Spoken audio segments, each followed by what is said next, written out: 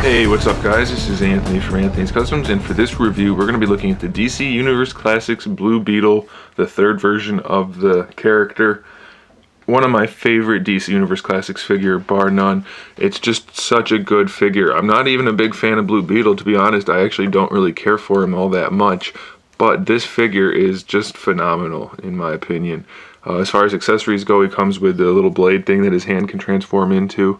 It's made well enough. It's a softer material, so it won't break or anything. It's not particularly dangerous, and it just snaps onto the wrist. I wish it had a little bit of detailing going on this side instead of just saying China and being hollow, but it's still pretty good. So as long as you pose him like you saw with that part facing forward, you're going to be good to go. He also has the removable wings. Of course, he's got 3 holes in the back that are pretty big, so that's a bummer.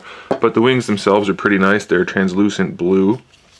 I don't know why they're disappearing so much on the camera. Maybe it's not so bad. Looks like it. Either way, it's all the solid clear blue plastic with this part painted on. I think it might, you know what, it might be separate pieces. At first I thought it was painted, but now that I'm looking at it, pretty sure the clear is a separate piece. So, I don't know, either way it looks good, so it doesn't really matter, I suppose. Whether it's painted or not, there's nice clean lines, and it looks good. So, I'll leave him off for the sake of the review. The figure stands 6.5 inches tall to the top of his head, and he just looks really good.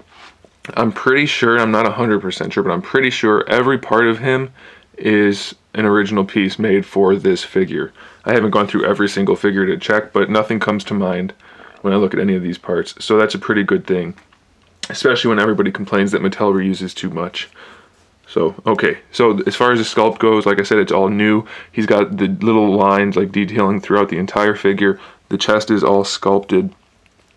All the details, the head is all sculpted. It's not just painted on, so that's really nice. He's got some nice boot details. Just all kinds of great details. The fingers are all individual. So all kinds of just little things that make it look really good. The little scarab things at the top, they're soft so they won't break off. The one thing that bothers me is that the scarab thing is a separate piece that they glued on and pegged in. And if you look close, you can see that it's not pegged in very well, and you can't really push it in anymore. I mean, maybe if I took it out and did some work to it to make it fit better, but I don't want to do that. Either way, it's still pretty good. As far as the paints go, the paints are also really good. As you can see on the chest, nice clean lines everywhere. The face as well. I mean, there's not a whole lot going on. It's really just the 2 colors, but it does look good where it is painted. These little circle things, oval things are painted well enough to where I'm okay with it. And the metallic blue is really nice. It's got a nice shininess to it that's not too much. It's just the right amount, so I'm really happy with that. As far as articulation goes, the head is on a DCUC ball peg, so it swivels like this, not too much side to side as far as rocking goes, but they did a really good job as getting his head up and down. I don't know why all the figures don't have that. It's really easy in the neck where the peg goes in. They just cut it out as an oval so that you can wiggle the peg back and forth, and it works really well for this guy and could for the rest, but they don't do it. But it's really good on him. Ball hinge or ball disc shoulders, so full range of motion there. The bicep swivel is built in. He has the double jointed elbows, which DCUC figures need. Only a couple have. The swivel wrist with the hinge. So he's got extra articulation there and in the neck so far. He's got an ab crunch, which isn't the best, but it's definitely good enough, and the way the armor lines up, it hides it pretty well. It's a little bit loose, but definitely acceptable. He's got a waist twist. He's got the standard DC Universe Classic style hips, but they have this part of the hip, that top part that lets it fly out like this.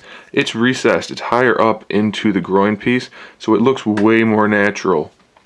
I don't have one out to show you, but if you look at any other DC figure, this part that's above the curve right there is usually down about another 1/8 of an inch or 1/4 of an inch, and it's a lot uglier, so they did a good job with that.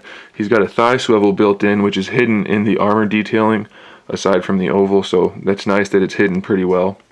He has double jointed knees just like the elbows with a knee pad on there, so probably the best use of the double jointed knee on any DC Universe Classics figure, I think. It looks really natural. And the ankles have just the standard pivot, but that's all you really need for the ankles, and the feet do have pegs in the bottom. So really, there's not much to say that's bad about this figure. He looks great. He's got great articulation, more than just about any other DCUC figure. Paints are good, sculpts are good. It's just a really good figure, and I have to recommend it, especially since he was one of the main characters in the second season of Young Justice. So go pick it up if you can. Again, it's one of my favorites, and I think it'll be one of yours too. Thanks for watching, guys. Stay tuned for more figure reviews, more custom figures, and other good stuff. And in the meantime, keep collecting.